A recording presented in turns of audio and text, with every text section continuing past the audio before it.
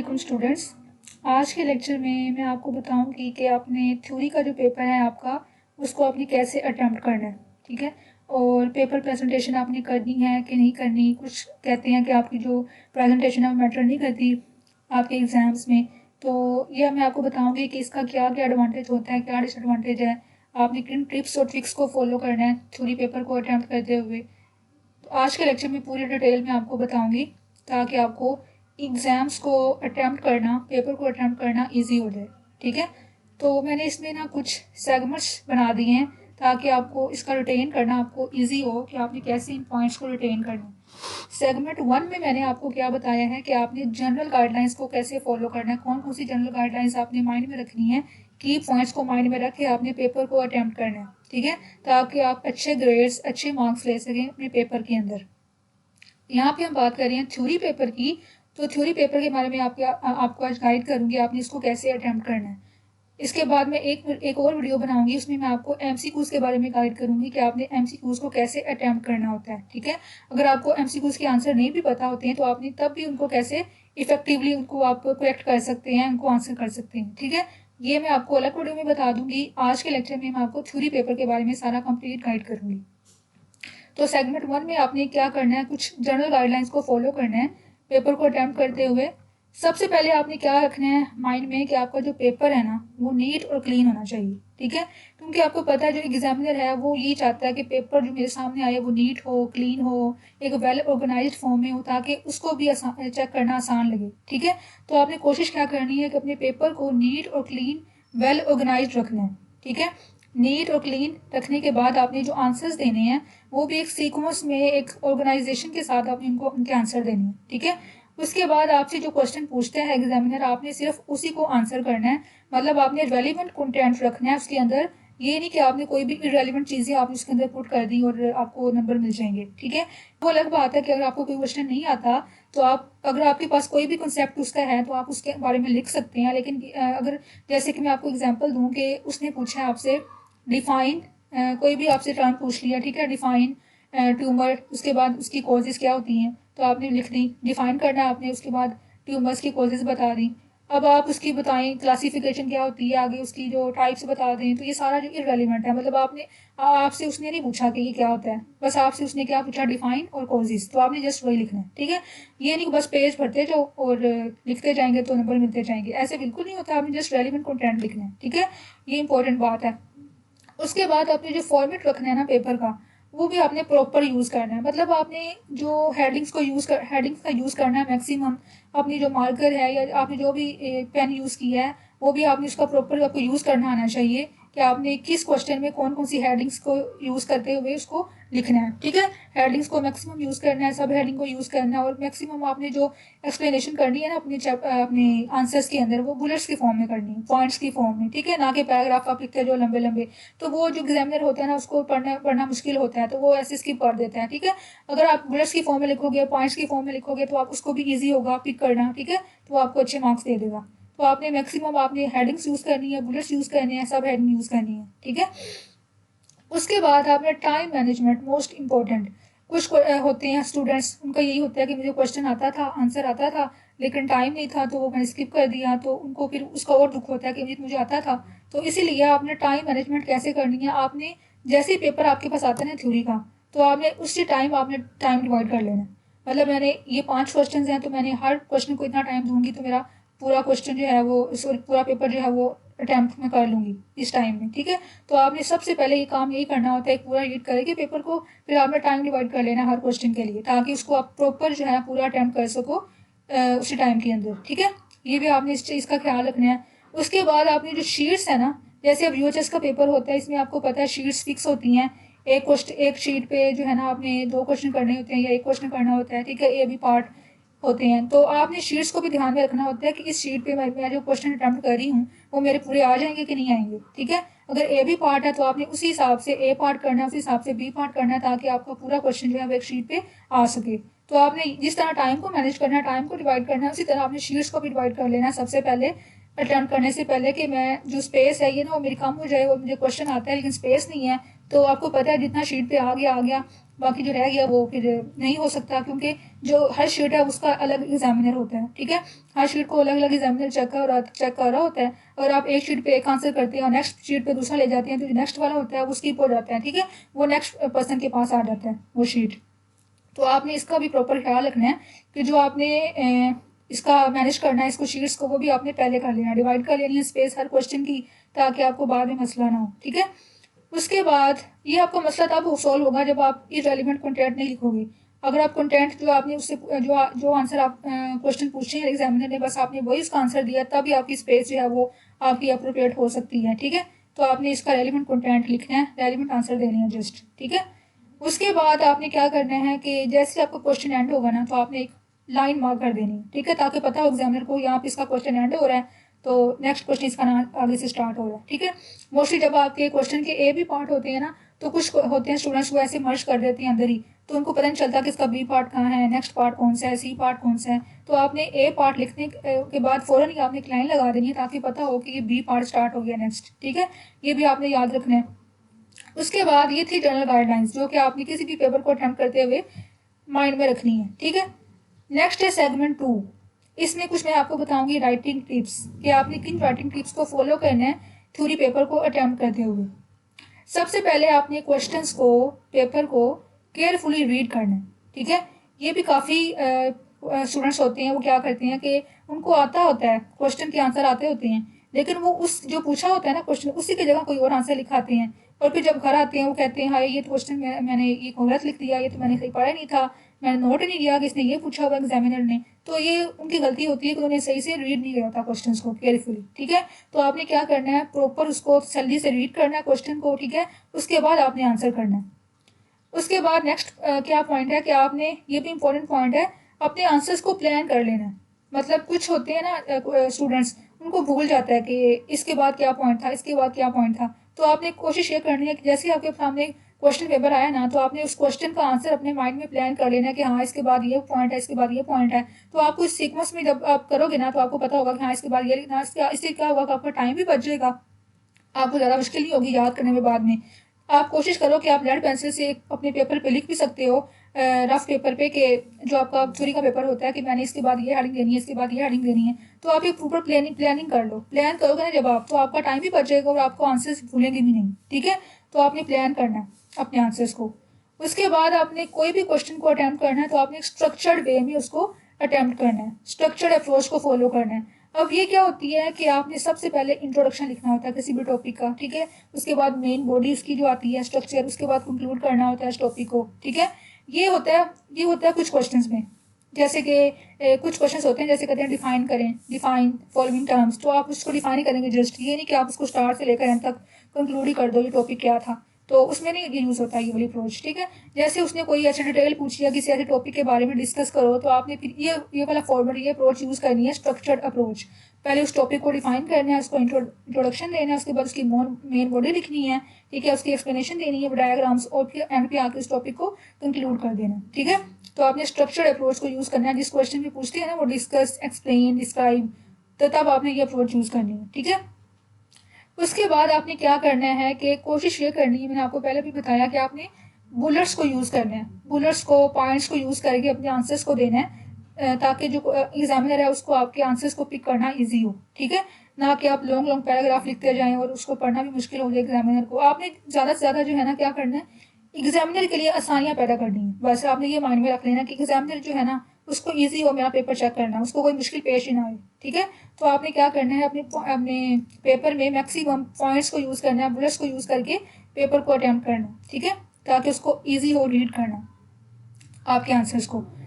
उसके बाद ये थी कुछ राइटिंग टिप्स। नेक्स्ट हम देखते हैं फॉर्मेटिंग टिप्स, कि आपने फॉर्मेट क्या यूज़ करना है, ठीक है, पेपर को करते हुए। और इसमें आपको मैं बताऊंगी प्रेजेंटेशन की कुछ टिप्स कि आपने कैसे उसको पेपर को प्रेजेंट करना है, क्योंकि आपको पता है कुछ कहते हैं कि नहीं करता ये मैटर, प्रेजेंटेशन मैटर नहीं करती है, आपको कंटेंट मैटर करता है, ये बिल्कुल गलत बात है, ठीक है।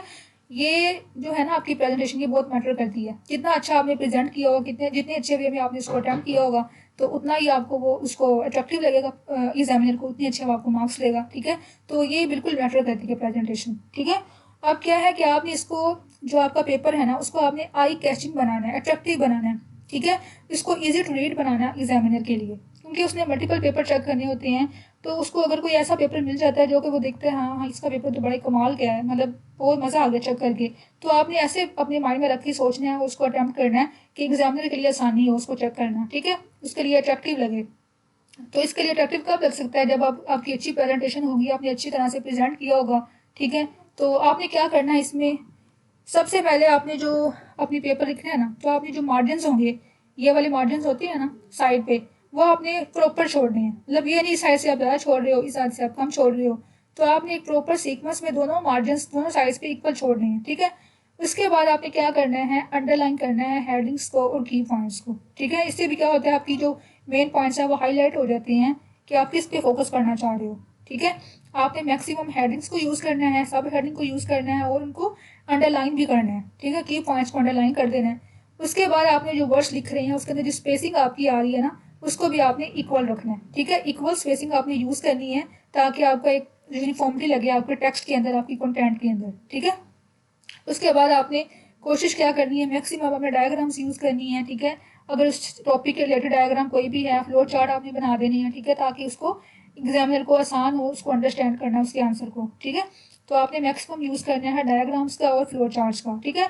अच्छा, अब जब आप इस तरह पूरा करोगे ना, तो आपका पेपर बड़ा ही अच्छा एक अट्रैक्टिव लगेगा। मतलब आपने प्रॉपर मार्जिन यूज़ किए हैं, यहाँ से लेकर यहाँ से आपने स्टार्ट किया और यहाँ पे आपने एंड किया है, तो आप इस तरह लिखते जा रहे हो लिखते जा रहे हो, ठीक है। तो आपका एक प्रॉपर सीक्वेंस बन जाएगी, मतलब एक फॉर्मेट बन जाएगा, ठीक है। उसके अलावा जब आप करोगे हेडिंग्स को अंडरलाइन और की पॉइंट्स को, तभी आपको अट्रैक्टिव लगेगा कि हाँ इसने मेन पॉइंट्स को अंडरलाइन किया होगा, ठीक है। उसके बाद इक्वल स्पेसिंग आपकी होगी, तभी आपका एक अच्छा फॉर्मेट लगेगा, ठीक है। उसके अलावा डायग्राम आपने यूज़ किया होगा, तो वो तो और ही ज़्यादा मतलब जो है ना अट्रैक्टिव लगेगा आपके लिए कि एग्जामिनर के लिए कि इसने इसको जो है ना टॉपिक की ज़्यादा अंडरस्टैंडिंग है, इसलिए इसने डायग्राम्स को यूज़ करके एलेबोरेट किया होगा अपने आंसर्स को, ठीक है। तो जब आप ये सारी इसको फॉलो करोगे गाइडलाइंस को, तो आपका पेपर जो है वो एक अच्छे वे में प्रेजेंट हो सकता है एग्जामिनर के लिए, ठीक है। तो इसलिए आपकी जो प्रेजेंटेशन है वो बहुत मैटर करती है आपके एग्जाम्स को इन्हांस करने में, आपके ग्रेड्स को इंक्रीज करने में, ठीक है। ये आपने इसका ख्याल रखना है। उसके बाद सेगमेंट 4 में मैंने आपको कुछ बताई हैं रिवीजन टिप्स। मतलब जब आपने पेपर कर लिया पूरा, पेपर करने के बाद आपके पास आपने क्या करना है, लाजमी 2 से 3 मिनट आपने रिजर्व कर लेने हैं कि मैंने इस 3 से 4 मिनट में इसको बचाना है 5 मिनट्स को, इसमें मैंने अपना पूरा जो पेपर है उसको रिवाइज करना है, मतलब चेक करना है, डबल चेक करना है कि इसमें कोई गलती या कोई मिस्टेक या कोई ग्रामर मिस्टेक तो नहीं है। तो आपने इसको पूरा चेक करना है इस सेगमेंट के अंदर। सबसे पहले आपने check for spelling and grammar mistakes, ठीक है, क्योंकि कुछ ऐसे मेजर टर्म्स आ रही होती हैं आपके पेपर में, अगर उनकी स्पेलिंग गलत है तो वो आपको उसको क्या होगा, बुरा इम्पैक्ट आएगा ना एग्जामिनर के ऊपर कि इसको मेजर जो टर्म है उसकी स्पेलिंग ही नहीं आ रही, तो इसमें आगे क्या लिखा होगा, ठीक है। तो आपने स्पेलिंग को चेक करना है ध्यान से, ग्रामर मिस्टेक्स तो नहीं है आपकी, ठीक है। उसके अलावा मोस्ट इंपॉर्टेंट पॉइंट कि आपने देखना है कि क्वेश्चंस आपने पूरे अटेम्प्ट कर लिए हैं। कुछ होते हैं स्टूडेंट्स वो जल्दी जल्दी में ना छोड़ आते हैं क्वेश्चंस, ठीक है, हालांकि उनको आते भी होते हैं, लेकिन टाइम या तो मैनेज नहीं होता उनसे, और या फिर उनका जो है ना हरी भरी में क्वेश्चन को छूट जाता है, ठीक है। तो आपने इंश्योर करना है कि आपने पूरे क्वेश्चंस आपने अटेम्प्ट कर लिए हैं, ठीक है। उसके बाद आपने क्या करना है कि क्वेश्चंस के जो आपने क्वेश्चन अटेम्प्ट किए हैं ना, उनकी आपने नंबरिंग करनी होती है। अब नंबरिंग आपने क्या करनी है कि जो नंबर आपका क्वेश्चन पेपर पे दिया होता है ना, आपने वही नंबरिंग आपने आंसर शीट पे देनी होती है, ठीक है। अब स्टूडेंट्स क्या करते हैं कि वो ना जो आंसर वो लिख रहे होते हैं शीट्स पे, वैसे वो आगे नंबरिंग दे रहे होते हैं 1 2 3 4, ठीक है। ऐसे नहीं, आपने बिल्कुल नहीं देनी, ठीक है। आपने क्या करना है कि जो आपका क्वेश्चन पेपर है उसी के अकॉर्डिंग, चाहे वहाँ पे 1 है 2 है 3 है 4 है, आप जो भी कर रहे हो, चाहे वो 3 आपने करना है पहले क्वेश्चन अटेम्प्ट, ठीक है। तो आप अपनी शीट पे क्वेश्चन नंबर 3 लिखोगे, ठीक है। आपने क्वेश्चन पेपर के अकॉर्डिंग नंबरिंग देनी है, ना कि अपने अकॉर्डिंग, ठीक है। ये आपने ख्याल रखना है इसका। उसके बाद आपने वही बात कि आपने इंपॉर्टेंट पॉइंट्स को, की पॉइंट्स को हाईलाइट करना है, अंडरलाइन करना है, ठीक है, नीट फॉर्म में। तो ये आपकी कुछ ट्रिक्स थी रिवीजन की, जो आपने पेपर अटेम्प्ट करने के बाद 3 से 4 मिनट जो आपने बचाने हैं एक रिवाइज एक इसको एक देने के लिए, रिवीजन देने के लिए, ताकि आपका जो कोई क्वेश्चन है वो रहना जाए, या आपका कोई स्पेलिंग मिस्टेक तो नहीं है, ये आपने चेक कर लेना, ठीक है। तो ये कुछ टिप्स एंड ट्रिक्स थी जो आगे आपने यूज़ करनी है थ्योरी पेपर को अटेम्प्ट करते हुए। इसमें मैंने 4 सेगमेंट्स बना दिए हैं ताकि आपको रिटेन करना आसान हो। आपने इसको ऐसे याद रखना है कि राइटिंग टिप्स आपने क्या फॉलो करनी है, आपने प्रेजेंटेशन टिप्स कौन सी फॉलो करनी है, आपने फॉर्मेट कौन सा फॉलो करना है, आपने स्पेसिंग कैसे रखनी है, आपने मार्जिन कैसे रखनी है। तो आपको एक जो आप इस तरह सीक्वेंस में याद रखोगे ना इन पॉइंट्स को, तो आपको रिटेन रहेंगे। फिर आपको पेपर अटैम्प्ट करते हुए भी याद रहेगा कि हाँ मैंने ये पढ़ा था, तो मुझे उसको आप फिर फॉलो भी करते हो। ठीक है। अच्छा, इसके बाद मैं आपको दिखाती हूँ सैम्पल। जैसे कि एक क्वेश्चन मैंने अटैम्प्ट किया अब यहाँ पे, तो आपने भी वैसे ही आपको आइडिया हो जाएगा कि आपने कैसे इन पॉइंट्स को याद रखते हुए फॉलो करते हुए कैसे आपने पेपर को अटैम्प्ट करना है, क्वेश्चन को कैसे अटैम्प्ट करना है। ठीक है। जैसे कि अब क्वेश्चन नंबर 1 पेपर में फॉर एग्जाम्पल क्वेश्चन आया हुआ है, क्वेश्चन नंबर 1 उधर भी 1 है। ठीक है। पेपर में भी क्वेश्चन नंबर 1 ही है और मैंने फिर यहाँ पे 1 ही लिखा। ठीक है, क्योंकि मैंने क्वेश्चन पेपर को फॉलो करना है। तो अब क्वेश्चन क्या आया हुआ है, steps involve in pre disaster management. एक और बात, अब आपने क्या करना है कि जो क्वेश्चन दिया हुआ ना क्वेश्चन पेपर के अंदर, अब ये नहीं कि आपने एज इट इज वही क्वेश्चन उठा के पहले यहाँ लिखना है, उसके बाद फिर आपने हेडिंग देनी है, फिर आपने स्टार्ट करना है। ऐसे आपने नहीं करना है, तो आपका टाइम जो है वो आपको चाहिए होगा इसके लिए, और दूसरा आपकी स्पेस भी ज़्यादा आपको चाहिए होगी। तो आपने जस्ट हेडिंग देनी है उस क्वेश्चन की, क्योंकि आपने नंबर लिख दिया बस काफ़ी है नंबर। ठीक है। क्वेश्चन के जो एग्जामिनर है ना उसके पास क्वेश्चन पेपर पड़ा होता है, तो वहाँ से देखेगा क्वेश्चन नंबर 1 इसने लिखा हुआ है, तो इसका आंसर वो स्टार्ट कर देगा देखना। ठीक है। तो आपने जस्ट हेडिंग से स्टार्ट करना है। उसने पूछा हुआ है what are the steps that are involve in pre disaster management. ठीक है। तो आपने हेडिंग देनी है steps involve in pre disaster management, ये हेडिंग आपने दे दी। अब मैंने आपको बताया कि आपने क्या सीक्वेंस फॉलो करनी है। इसमें आपने इंट्रोडक्शन, फिर बॉडी और फिर कंक्लूजन। ठीक है। तो आपने इन तीनों स्टेप्स को फॉलो करते हुए पेपर क्वेश्चन को अटेम्प्ट करना है। ठीक है। अब सबसे पहले हम क्या लिखेंगे, प्री डिजास्टर मैनेजमेंट होती क्या है। क्योंकि आप देखिए ये क्वेश्चन है 5 नंबर का, अगर आप जिस स्टेप की लिखोगे ना तो आपको नंबर नहीं मिलेंगे पूरे। अगर आपने मार्क्स पे देखने होते हैं कि कितनी मार्क्स के वो क्वेश्चन है और कितना आप उसके अंदर कंटेंट लिख रहे हो। ठीक है। आपने उसके अकॉर्डिंग पेपर अटेम्प्ट करना होता है। तो अब ये 5 नंबर का पेपर क्वेश्चन है, इसमें आप जो स्टेप्स लिख के आ जाओगे तो उसको मतलब वो तो सही है कि आपने रेलिवेंट लिख दी है, लेकिन अगर उसकी आपको डेफिनेशन पता है या उसकी आपको कोई और इसकी मेजर पता है चीज़ें, तो आप वो भी लिख सकते हैं। ठीक है। क्योंकि आपने मार्क्स को भी पूरा करना है। अब यहाँ पे पहले आप डिफाइन करोगे इसको क्या होता है, कि प्री डिजास्टर मैनेजमेंट। ठीक है। अब मैंने यहाँ पे जो हाईलाइट किया हुआ है की पॉइंट को, कि ये सीरीज ऑफ स्टेप्स होते हैं, स्टेप्स ऑफ मेजर्स होते हैं। तो ये की पॉइंट था जो कि मैंने अंडरलाइन कर दिया है। एक ये इसका प्लस पॉइंट है कि मैंने अंडरलाइन कर दिया, इसको हाईलाइट कर दिया। उसके बाद मैंने क्या किया है, इसका अदर नेम, अब इसका दूसरा नाम क्या है उसको मैंने अलग से लिख दिया है नीचे। ठीक है। कि इसका दूसरा नाम इसको क्या कहते हैं, डिजास्टर प्रिपेयरनेस भी कहते हैं या मिटिगेशन भी कहते हैं। ठीक है। अब इनको भी मैंने हाईलाइट कर दिया है, दूसरे नाम को भी। ठीक है। इससे भी प्लस पॉइंट आ गया कि हाँ इसको पता है दूसरा नाम, इसलिए इसने वो भी लिख दिए हैं, दोनों नाम लिख दिए हैं। ठीक है। उसके बाद अब स्टेप्स कौन से हैं, पहले मैंने heading they the steps, vital steps कौन कौन से होते हैं। ठीक है। उसके बाद अब मैंने जो याद किया इसको किस प्रोसेस से किया, किस स्टेप से किया, मैंने एक निमोनिक बना के याद किया हुआ है। ठीक है। इसके जो स्टेप्स हैं उसको मैंने निमोनिक बनाया हुआ है, पोस्ट कोड। ठीक है। ये आप जो पॉइंट है वो एक्स्ट्रा अगर आप लिखना चाहो लिख सकते हो, वरना इसको स्किप भी कर सकते हो। ठीक है। जब आप ये लिखोगे तो आपको उसको ड्रा करना इजी होगा, आप इसको देख देख के लिखते जाओगे, पी से क्या है, ओ से, एच से, टी से। ठीक है। तो ये नोट भी आप लिख सकते हो। ठीक है। चाहे तो आप अलग से लिख लो अपने क्वेश्चन पेपर के ऊपर, या आप इसके अंदर लिख सकते हो, कोई मसला नहीं है। ठीक है। उसके बाद आपने इसको इनलिस्ट करना है सबसे पहले बुलेट्स की फॉर्म में, वही मैंने आपको बताया, आपने पॉइंट्स की फॉर्म में, बुलेट्स की फॉर्म में यूज़ करना है, अपने आंसर्स देने हैं। तो ये मैंने आप ये सारा इनलिस्ट कर दिया सबसे पहले। उसके बाद अब उन्होंने पूछा है इनलिस्ट करना है, क्वेश्चन के अंदर क्या था, enlist steps involve in pre disaster management, तो मैंने इनलिस्ट कर दिए हैं। ठीक है।